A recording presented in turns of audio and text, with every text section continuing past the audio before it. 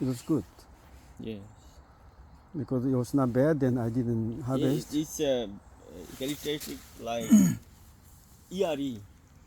Mm, ERE, mm, both mm. season they are good. Like this variety. We put the late because in the highland Yeah, it that was day. late compared to ERE, Mm. which means it's not late. It's compared to ERE, compared to early king 1, 2, 3. Yeah.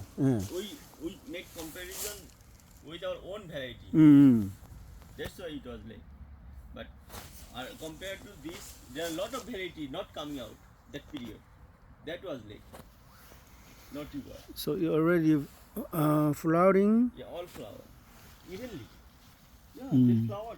Professor, check here, they flower evenly.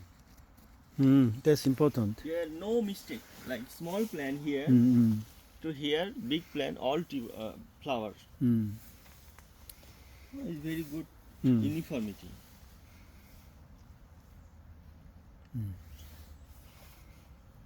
Different plant. I think this is okay.